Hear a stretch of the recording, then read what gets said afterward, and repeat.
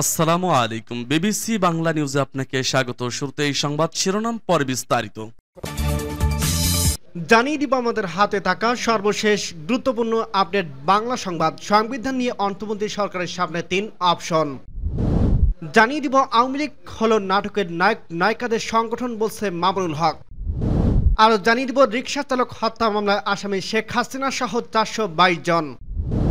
এবং আরও জানিয়ে দিব মামুনুল হককে নিয়ে ফেসবুকে আপত্তিকর পোস্ট, হেফাজত ইসলামে বিক্ষোভ।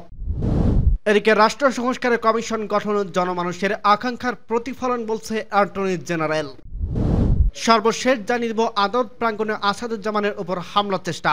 শুনছিলেন সংবাদ শিরোনাম, এরপর বিস্তারিত। তার আগে অনুরোধ থাকবে, ভিডিওটি যদি ভালো লেগে থাকে ভিডিওটিতে একটি লাইক এবং কমেন্ট করে জানিয়ে দিন ভিডিও সম্পর্কে আপনার মূল্যবান মতামত, এবং আরও কমেন্ট করে জানিয়ে দিন ভিডিওটি আপনি কোথা থেকে দেখছেন এবং শুনছেন। সংবিধান নিয়ে অন্তর্বর্তী সরকারের সামনে 3 অপশন। গত 15 বছরে পতিত স্বৈরশাসক নিজে ক্ষমতায় থাকার স্বার্থে ও চূড়ান্ত কর্তৃত্বপরায়ণ হয়ে উঠতে সংবিধানকে কাটছাড়া করতে এমন একটি পর্যায়ে নিয়ে এসেছিল যে একজন নাগরিক চাইলেও সংবিধানটি সঠিকভাবে অনুসরণ করে চলতে পারবে না। সংবিধান নিয়ে অন্তর্বর্তীকালীন সরকারের সামনে 3টি অপশন খোলা। 3 পদ্ধতিতে সংবিধান পুনরায় প্রণয়ন করা যেতে পারে বলে মতামত ব্যক্ত করছে সংবিধানের বিশ্লেষকরা। বৃহস্পতিবার রাজধানীর জাতীয় প্রেস ক্লাবে জহুর হোসেন চৌধুরী হলে সংবাদ সম্মেলনে এসব প্রস্তাব পেশ করেন তারা। সংবাদ সম্মেলনে আয়োজন করেন সোসাইটি ফর ডেমোক্রেটিক রাইটস সংগঠনের সভাপতি ব্যারিস্টার ইকবাল হোসেনের সভাপতিত্বে সংবাদ সম্মেলনে মূল প্রবন্ধ পাঠ করেন ব্যারিস্টার নজির আহমেদ। সংবিধানের সাধারণ সম্পাদক ব্যারিস্টার আমিনুল হক লিটনের উপস্থাপনায় এতে আরও বক্তৃতা করেন সংগঠনের যুগ্ম সাধারণ সম্পাদক ব্যারিস্টার ইকবাল হোসেন, ইন্টারনেট ভিত্তিক পেশাজীবী নেতা নসরুল্লাহ খান জোনায়েদ, ঢাকা বিশ্ববিদ্যালয় আইন বিভাগের সাবেক চেয়ারম্যান অধ্যাপক নাইমুল আহসান খান এবং সাংবাদিক ওয়ালি উল্লাহ রোমান প্রমুখ। বক্তব্য বলেন, অন্তর্বর্তী সরকার ক্ষমতা নেওয়ার সংবিধানের কোনো বিধান প্রত্যাখ্যাতভাবে সমর্থন করে না। তারা দৃশ্যত সংবিধানের কিছুটা অংশ মানছেন বা মানতে পারছেন, আবার অন্য কোনো অংশ বহু অংশ মানছেন না বা মানতে পারছেন না। তারা বলেন, দক্ষিণ এশিয়ার মধ্যে শতাব্দীর সবচেয়ে বড় ও শ্রেষ্ঠ গণ অভ্যুত্থান থেকে জন্ম নেওয়া বর্তমান সরকারকে সংবিধান নিয়ে গভীরভাবে চিন্তা ভাবনা করার সময় এসে গেছে। আশা করা যায় যে সরকার এ সম্পর্কে গত বুধবার ডক্টর শাহদিন মালিককে প্রধান করে একটি কমিশন গঠন করছে। আমরা এটিকে নেতিবাচক হিসেবে দেখতে চাই। সংবিধান নিয়ে অন্তর্বর্তীকালীন সরকারের সামনে 3টি অপশন খোলা। আওয়ামী লীগ হলো নাটকের নায়ক নায়িকাদের সংগঠন, বলছে মামুনুল হক। বাংলাদেশ খেলাফত মজলিসের মহাসচিব আল্লামা মামুনুল হক বলছেন, আওয়ামী লীগ হলো নাটক আর নায়ক নায়িকাদের সংগঠন। তারা রাতে সংখ্যালঘুদের ওপর কালনাকানি হয়ে সবল মারে আর দিনে ওঝা হয়ে বিষ নামানোর নাটক করে। বৃহস্পতিবার দুপুরে 12টার দিকে মাদারীপুর পৌর ঈদগাহ ময়দানে নৈরাজ্যবাদের বিরুদ্ধে এবং শান্তি প্রতিষ্ঠার দাবিতে গণসমাবেশের প্রধান অতিথির বক্তব্যে তিনি এসব কথা বলেন। মামুনুল হক বলেন, সামনে হিন্দু সম্প্রদায়ের দুর্গাপূজা আসছে। এই পূজায় তাদের সহযোগিতা করতে হবে, কোন সাম্প্রদায়িক সহিংসতা করা যাবে না। আগে আওয়ামী লীগের হিন্দুদের নিয়ে নাটক করছে, এখন আর এদেশে আওয়ামী লীগ নেই, যে কারণে আমাদের কোনো ধরনের সহিংসতা করা যাবে না। সাম্প্রতিক সম্প্রতি বজায় রেখে চলতে হবে। তিনি এ সময় আগস্টের বিপ্লবকে ধরে রাখতে সম্ভাবনার সব দল ঐক্যমতের ভিত্তিতে ন্যায় ভিত্তিক সমাজ গঠনে বর্তমান অন্তর্বর্তীকালীন সরকারকে সহযোগিতার আশ্বাস দেন। তিনি বলেন, আগস্টের বিপ্লব মানে মুক্তির বিপ্লব। সবাই তিনি সাবেক প্রধানমন্ত্রী শেখ হাসিনার তীব্র সমালোচনা করছেন। শেখ হাসিনা ভারতে পালিয়ে যাওয়াকে কাপুরুষ আচরণ বলে মন্তব্য করেন। সবাই সভাপতিত্ব করেন বাংলাদেশ খেলাফত মজলিসের মাদারীপুর জেলা শাখার সভাপতি মাওলানা হাবিব আহমদ চৌধুরী। এ সময় বিশেষ অতিথি ছিলেন চন্ডী বর্দির পীর মাওলানা আলী আহমদ চৌধুরী, বাংলাদেশ খেলাফত মজলিসের যুগ্ম মহাসচিব মাওলানা জালাল উদ্দিন আহমদ, মুফতি শরাফত হোসেন, সাংগঠনিক সম্পাদক আবু হাসনাত জালালী, কার্যকরী সদস্য মাওলানা রুহুল আমিন খান প্রমুখ। এ সময় জেলা ও উপজেলার বিভিন্ন পর্যায়ের দায়িত্বশীলরা বক্তব্য রাখেন। রিকশা চালক হত্যা মামলায় আসামি শেখ হাসিনা সহ 422 জন। বগুড়ায় রিকশা চালক আব্দুল মান্নান নিহতর ঘটনায় সাবেক প্রধানমন্ত্রী শেখ হাসিনা সহ 122 জনের নাম উল্লেখ করে 422 জনের বিরুদ্ধে হত্যা মামলা করা হয়েছে। নিহতর ছেলে রানা হামিদ বুধবার রাতে সদর থানায় এই মামলা করেন।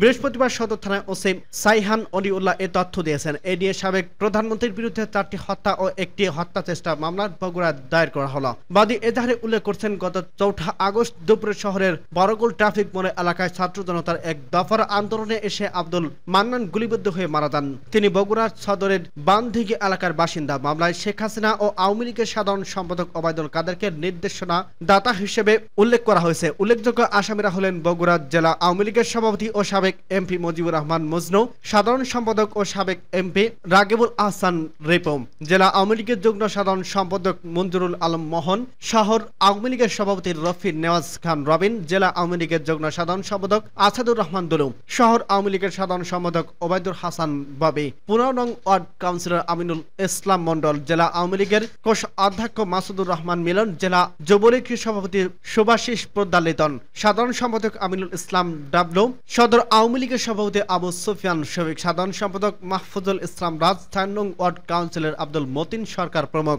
সদর থানার ওসি সানহাই অরিগুলা জানান, আসামিদের গ্রেপ্তার অভিযান চলছে।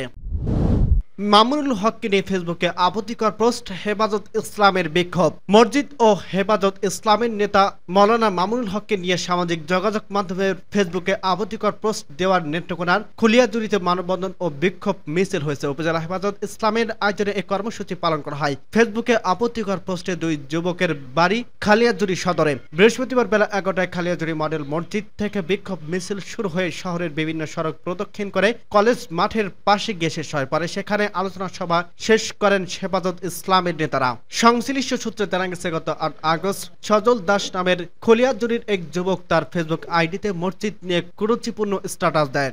এছাড়া একই উপজেলার স্বাগত সরকার শুভ নামে আরেক যুবক তার ফেসবুক আইডিতে দেশের শীর্ষ স্থানীয় আলেম আল্লামা মামুনুল হককে নিয়ে কুরুচিপূর্ণ স্ট্যাটাস দেন। এই 2 পোস্টের প্রতিক্রিয়া ধর্মমান মুসলিম সামাজিক যোগাযোগ মাধ্যমে ক্ষোভ প্রকাশ করেন। তার জেরি এই 2 যুবককে আইনের আওতায় এনে সাজার দাবিতে এই কর্মসূচি পালন করা হয়। আলোচনার সময় খলিয়াজুড়ি হেফাজত ইসলামের শাখার সভাপতি আমির মুফতি এরশাদুল কাসেমের সভাপতিত্বে সাধারণ সম্পাদক মাওলানা নুরুল হক নোমানী সঞ্চালনে আলোচনা সভায় বক্তব্য রাখেন নির্বাহী আমির মুফতি এজাজুল হক, সিনিয়র সহসভাপতি মাওলানা হাফিজুল ইসলাম, সহসভাপতি হযরত মাওলানা মাহফুজুল হক, যুগ্ম সম্পাদক হেফাজতে ইসলাম ও ইসলামী আন্দোলনের বাংলাদেশ খলিয়াজুড়ি শাখার সভাপতি মুস্তাকিম বিল্লাহ, সাংগঠনিক সম্পাদক মুফতি মাহমুদুল্লাহ হামিদি প্রমুখ। হেফাজতের নেতারা অভিযুক্তদের দ্রুত গ্রেপ্তার করে আইনের আওতায় আনার দাবি জানান। এ বিষয়ে জানতে ওই 2 যুবককে মোবাইল কল করা হলে বন্ধ পাওয়া যায়। রাষ্ট্র সংস্কার কমিশন গঠনের জন্য মানুষের আকাঙ্ক্ষার প্রতিফলন বলছে attorney general. Attorney general Mohammad Asaduzzaman বলছে, অন্তর্বর্তী সরকার রাষ্ট্র সংস্কারের উদ্যোগে যে 6টি কমিশন গঠন করছে তাতে জনমানুষের আকাঙ্ক্ষার প্রতিফলন ঘটছে।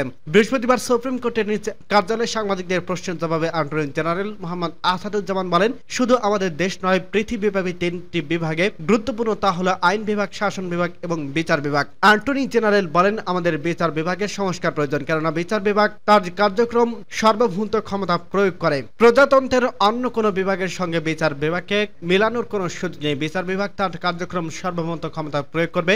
এটি নিয়ে মাজদাদ হোসেন মামলার রায়ের কথা উল্লেখ করে অ্যাটর্নি জেনারেল তিনি বলেন, বিগত সরকারের সময় নিম্ন আদালত থেকে উচ্চ আদালত পর্যন্ত বিচার বিভাগের উপর অন্য বিভাগের হস্তক্ষেপ ছিল। বিগত সময়ে গণতন্ত্র হত্যা, লুটপাটের বিরুদ্ধে তারা প্রতিবাদ করছেন, তারা আদালতের ন্যায় বিচার পাননি, সেখানকে তারা হয়রানির শিকার হয়েছেন। বিচার বিভাগের কর্মকর্তারা ভুলে গিয়েছিলেন যে তারা সার্বভৌমত্ব ক্ষমতা প্রয়োগ করতে পারেন। তারা নিজেদেরকে প্রজাতন্ত্রের কর্মচারী ভাবতেন।